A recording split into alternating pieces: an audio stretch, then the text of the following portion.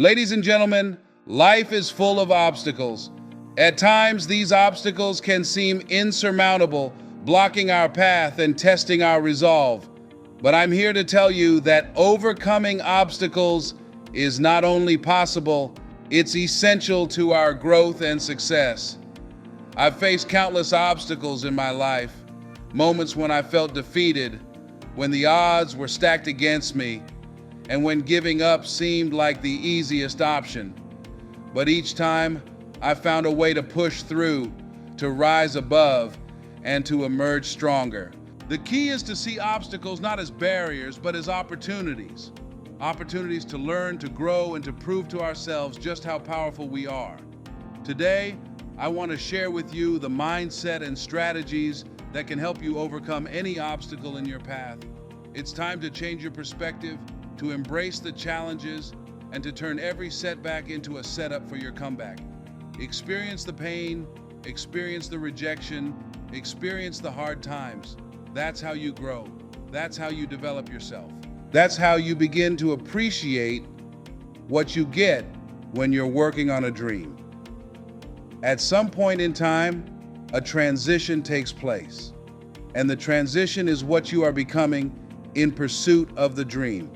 Because even if you don't get the dream, you become such a strong and powerful person, it will change your life. You can look at something else and say, well, I think I'll go do this then. Because you have now developed yourself in such confidence and such competence in how to deal in the arena of life that you can move into another area and not miss a beat. Once you begin to discover who you are, then you really realize how you have been given authority and dominion over everything on the face of the earth, including all the dimensions of your life. But you can only do that through the struggle of life. And most people avoid the struggle. Most people go through life avoiding pain. And when you go through life like that, something in you dies. Something in you that you never activate is lying dormant in there, that you never get a chance to call on because you have not challenged yourself. Somebody said, the land of familiarity belongs to the dead, that most people like to feel like they're a king in the area of their comfort zone. They only want to do those things that they know how to do well. Osborne said, unless you attempt to do something beyond that which you've already mastered, you will never grow. So if you want to begin to grow, you've got to put something out here that you can't reach easily. That has got to make you stretch, got to make you jump for it, got to make you get back a little bit and dig in so that you can take a leap for it. And maybe you jump up there and you miss it, and you skin your knees, and you come back again, and you bust your lip next time, but you keep on. And through that process, you learn how to leap higher. You start challenging yourself to dig deeper. And then you discover some things about you that you don't know right now. Some talents that you have in you that you didn't know that you can do. I started out just talking to kids, and now I'm speaking at corporations. Now I'm traveling. I didn't know I could do this, but had I not given myself a chance, and I'm saying to you, give yourself a chance. Here's something else. If you want to begin to make your stuff happen for you, I think that it's very important that you start trusting yourself. Listen to yourself. Listen to that still small voice within you. Don't try to make everything logical. There's some things about life that defies logic, that you just can't explain how the outcome is going to be. I think that's why Paul said, you've got to learn how to walk by faith and not by sight. That once you begin to trust yourself and your ideas and your instincts, life takes in a whole new meaning. Because now I want you to feel that you are led. Just feel I am led. I remember the worst speech I had ever given in my life. I let someone exploit a fear that I had for years. I had a tremendous inferiority complex because I'm not college educated. And this person knew this. And she said, let me write this speech for you. You're going to speak at Ohio State University. Those people are very educated there, and they're going to know when you make grammatical errors. And they're going to know because of the substance of your speech that you are not literate. I care about you. I don't want you to embarrass yourself. So this person proceeded to write a speech for me. I had a speech in my mind, but this person was stronger than I was negatively, and I was positive about my own thoughts, and I gave my power away. With my permission, I allowed this person to guide me to do something that I really didn't want to do. But I didn't feel enough inner strength and conviction about my skills as a speaker and the message that I had to bring to stick by my guns. And I got up there at the Ohio Union, and I read this straight speech and did not move and did not take my eyes off the page because I'm not accustomed to reading. And after I finished, some people gave me a standing ovation because I read it extremely well, and I was very tense and I was very nervous. But Boo was with me, and we've been together since second grade, and I didn't want to go to the side of the room where he was. I saw the look in his eyes, and another friend of mine by name of Mike Williams, and I knew what they were going to say, and they had the look on their face like, what happened to you? And so I didn't go over there. I went over here where I could get some compliments, and these people were saying, you were very good. Oh, thank you very much. I wanted to be fortified before I got this whooping. So finally, we were going to the car, and we got in the car, and Boo was trying to be as tactful as he could. And then he just said, that was the worst speech you have ever given. I said, oh, Boo, I know. Why did you read the speech? What happened to your spontaneity? You've always been an extemporaneous speaker, Les. Why did you do that? When she told me that they wouldn't accept what I said, let them take you as you are, I gave my power away. Ladies and gentlemen, don't give your power away. You don't need anybody to approve your dream. It was given to you. If they can't see it, it's because it wasn't given to them. It was given to you. Hold it, nourish it, cultivate it, work on it. It's yours. It's your baby. Work on it until it comes into fruition. I gave away my power and I said, I'm not going to do that anymore. If you've ever given away your power, repeat after me, please. I'm not going to do that anymore. Isn't that something good to say? No. No. All right, here's something else for those who make it today. Do what you know is right. Treat people like you want to be treated. Don't try to take any shortcuts. Don't try and cheat. Pay your dues up front. I believe, ladies and gentlemen, what goes around comes around. You can pay now, or you will pay double later. So, do the right thing. There might be a tendency sometimes because of the negative part of our consciousness and our own programming for us to want to say, well, I'll just do it this time, it won't matter. Won't nobody know, ladies and gentlemen, everything matters. And you know you're somebody, you know. I'd rather lose out on my dream doing the right thing than to cheat, trying to make a shortcut to get to my goal. I want to be able to look at myself in the mirror, and that's what you want to do. There's no saying judge a man not by what he does, but by that he doesn't have to do. And to judge the true quality of a man is, what do you do when nobody's looking? See, there's some good out there for you in the universe that has your name on it. And nobody can get your good. It has your name on it. They can't take your stuff. It's your stuff. So when you know that whatever you're seeking, it's also seeking you. You don't worry. You don't run scared. You don't think somebody's going to take it from you. You listen to your inner voice and you always take the high road. There will be the tendency, the natural inclination to take the low road. You must resist that. Repeat after me, please. I will always take the high road and do the right thing no matter what. Right. Shake somebody's hand on your right and left and say, do the right thing. Here's something else I encourage you to do. If you want to make it today, keep your agreements. Keep your agreements that you make. And establish a network of people who will also do that. Establish a network of people in your life that you can count on, that will be there for you when you need them. and you are there for them and test them sometimes. Find out how many flaky people you've got in your life. Ask them to meet you someplace and say, this is very important for me. Will you be there for me? I need you.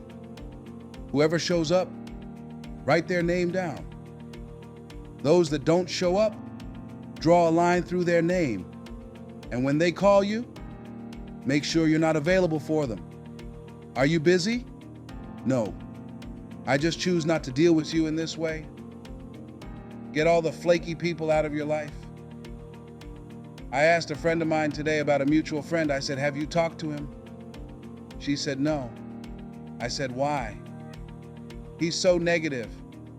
I had to cut him out of my life. I couldn't risk having him in my life. In my office, I have a lot of fruit, and I had a basket of apples on the table, and I had a plum that was spoiled. When I picked the plum up off this granny apple, it left a brown spot. You ever heard one spoiled apple spoil a whole barrel? One negative person can spoil your whole life. Leave the flakes alone, people that are seriously not serious. And if you're surrounded by flakes, that tells you who you are. Because like attracts like. Hello. I know you don't like that. I bet you won't applaud that one. You applaud them, huh? The other thing is, you're working on your dream. A lot of people have been calling me saying, hey man, I read about you in Ebony. Boy, you're lucky. Ladies and gentlemen, let me tell you something. Here's something else. 3 P's.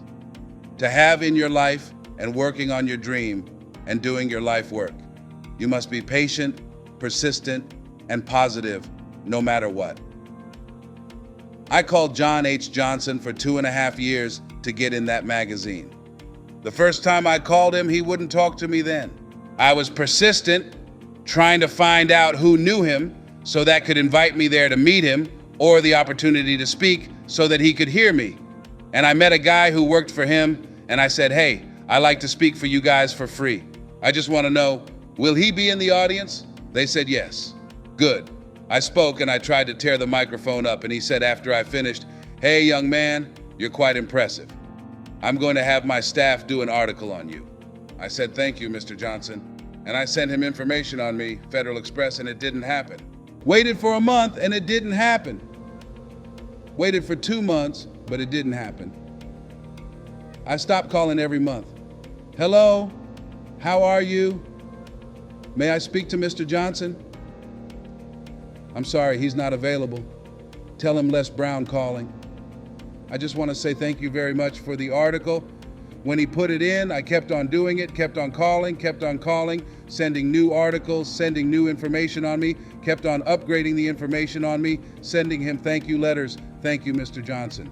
I was always positive. I could have gotten negative saying, where did you lie to me? Why? Are you going to tell me you were going to put me in the magazine and you didn't do it? I could have got an attitude. Be positive no matter what. Because when you are negative, ladies and gentlemen, you're sending out negative energy and you're blocking your good. So don't send out any negative energy. Don't take it personal. I didn't care what he thought of me. All the staff that I was a nuisance to, they get paid to deal with people like me. I wanted to be in that magazine. They got a subscription of 17 million. People ask me if I care what they think about me. Any sensible, reasonable, intelligent person knows that if somebody doesn't call you back after 2.5 years, they don't want to talk to you. Ask me, do I care about that? Results don't lie. I'm in the magazine. Hello? Hello? Hello? See, a lot of people have an idea or a dream and they give up on it. No, don't do that. Work on your dream until it gets hot. See, most things don't happen as soon as we think they should happen. The messenger misery might drop in on you and say hello. Murphy's Law might come by and thump you on the head. Any number of things can happen to interrupt your flow. It's okay. Don't take it personal. Just acknowledge what's going on. It's called life. And keep on working on your dream. Continue to keep on knocking. Keep on knocking because this is your life. This is what you love. This is your passion. Step back. Don't judge it. If you judge it, judge not yet, unless ye be judged. Why? Because when you judge it, you invest emotion in it. And that emotion could be anger. And guess what? That hurts you. that doesn't hurt anybody else. One doctor said, "The man who angered me killeth me." And then he allowed someone to egg him into an argument on the floor of the National Medical Convention and suffered a massive heart attack. When you're in a state of anger, you have so much acid in your blood, if they withdrew some blood from you and inserted it into a pig, it would die from the acid. So what do you want to take yourself out early for? By internalizing things. Shakespeare said, "Nothing is neither good nor bad, but thinking makes it so." So judge not according to your appearances, but right judgment and feel that everything is going to work out for you because you're patient, you're persistent, and you're going to be positive no matter what. Don't allow other things or people or circumstances to determine what your reaction is going to be.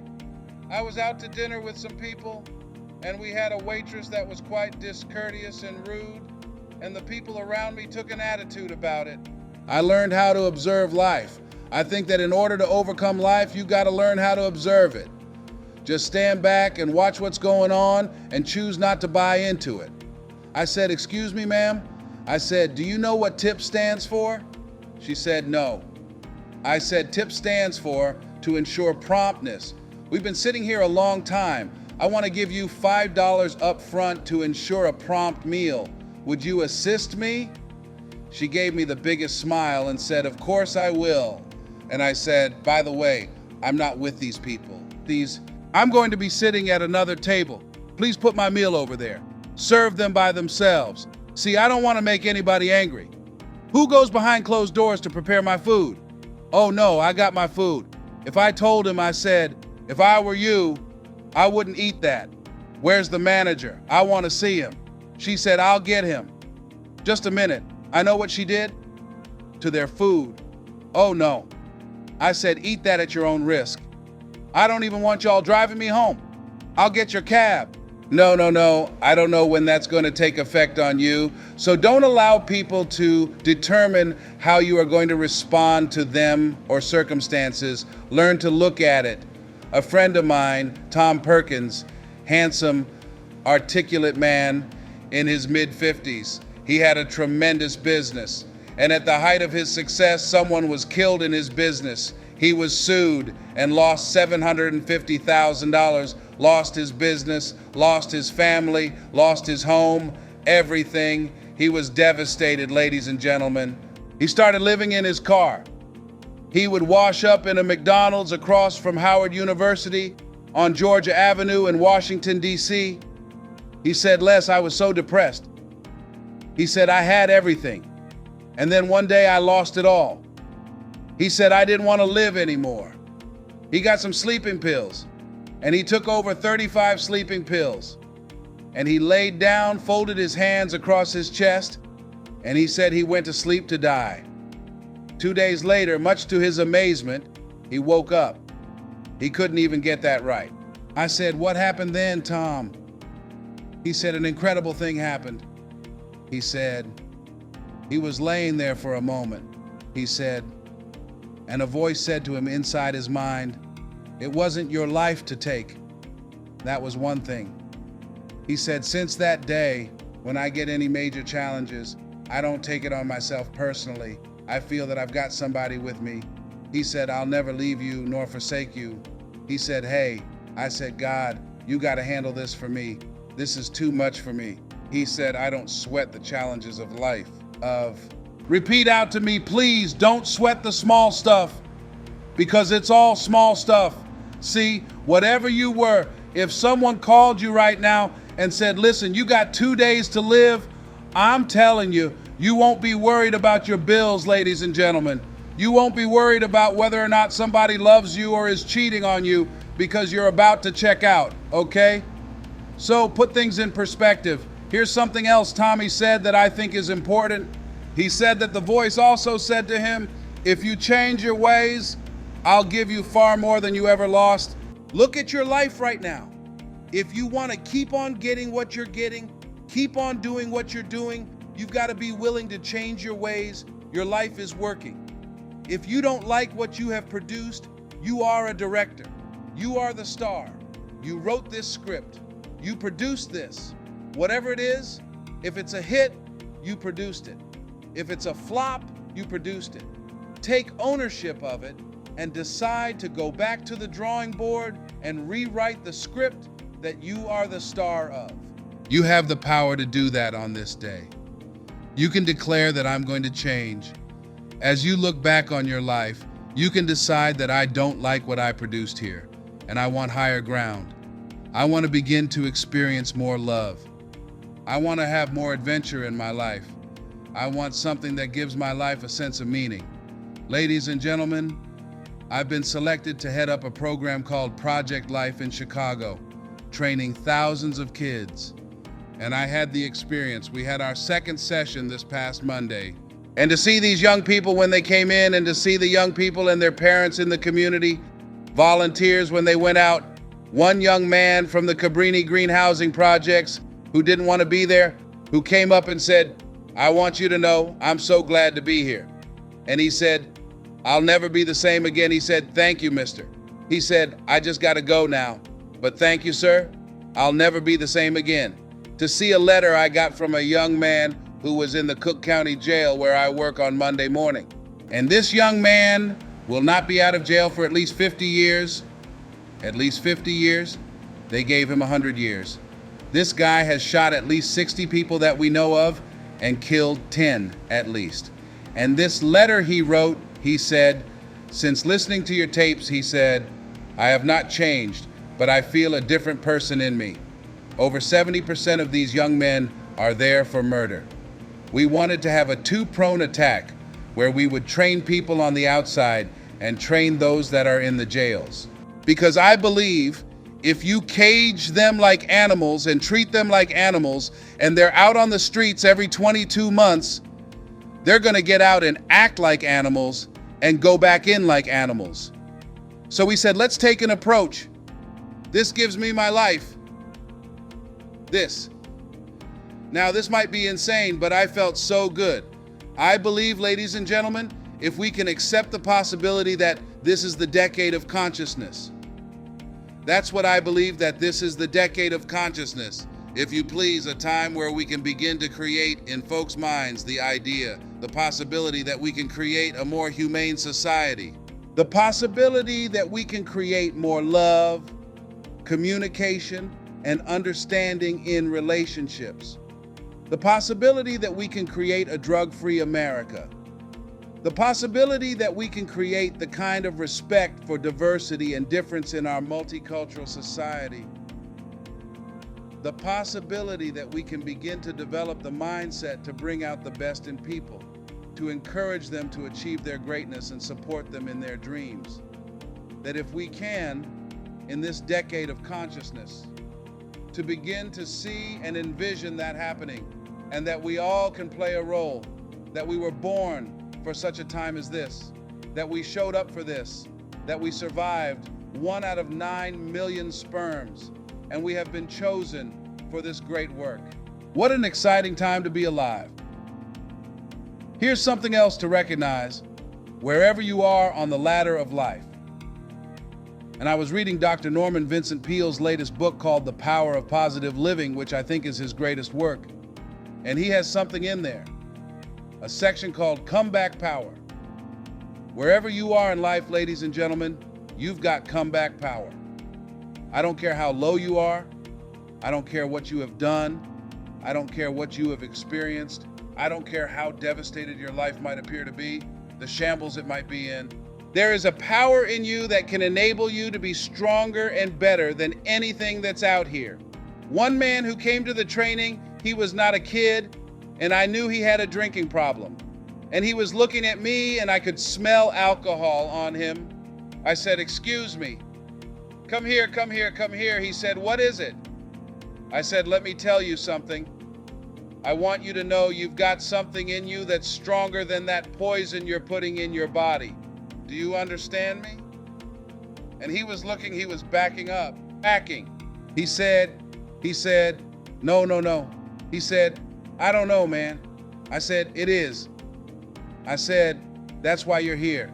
Something drew you here, and that which caused you to come You said you want some help and you need to be around some people that can help you get in touch with your power because you know that your life deserves this. See, I think that the reason that we abuse ourselves with drugs and alcohol is that we're trying to numb something in us that's aching us, that's urging us, that's nagging us to do something bigger and better. It can't be because it tastes so good. It can't. Because crack feels so good. Or cocaine is not that simple. That when we are deluding ourselves or polluting our minds, it numbs us where we don't have to face reality because we don't know what we've got going for us. See, once you discover it, discover who you are, the truth of knowing who you are will set you free from ever wanting alcohol, from ever wanting any kind of drug that's going to destroy who you are. Once you begin to know who you are, it will set you free from believing, I can't see myself doing any better. Once you discover this power, the perfect essence of who you are, that's in all of us, that's permeating our being, that enables us to be the directors of our lives, that you truly can live a healthy, happy, prosperous life, and that you can make it in what are called the worst of times. I think it was Robert Shuley. He said, tough times never last, but tough people do. And you are tough. You made us some special stuff. There was nobody here before you. Something here that was not here before you showed up. Guess what? Nobody's gonna do your work for you. Nobody's gonna write your book for you. Nobody's gonna open your boutique that has been given to you to do. Nobody can help those people you want to help. They will only respond to your voice. You were sent here to speak a word that will wake them up, as sure as the word was spoken 2,000 years ago. Lazarus, come forth. You will speak that word and ignite and bring to life many who have entombed themselves in fear and mediocrity and a limited vision and low self-esteem. So, as you leave, I hope that you challenge yourself to begin to look within, knowing that you have comeback power, knowing that you came and brought something here that was not here before you came to. And whatever that dream is, whatever that great work is, don't let anybody take it from you. Fight for it. I like Mark Hughes of Herbalife. When the FDA attacked them like they did to Cambridge, they died. Remember, obstacles are not meant to break you, but to make you. Each challenge you face is a stepping stone towards your greater self. It's in the process of overcoming obstacles that you discover your true strength, your resilience, and your capacity for greatness. When you encounter obstacles, don't shy away from them. Face them head on with courage and determination. Believe in your ability to overcome, to adapt, and to thrive. Your journey will be filled with moments of doubt and difficulty, but these are the very moments that will define you. So, as you go forward, hold your head high and embrace the challenges that come your way. Use them as fuel to drive you towards your goals. Let your story of overcoming obstacles inspire others to do the same. Thank you, and may you find the strength and perseverance to conquer every obstacle on your path to success.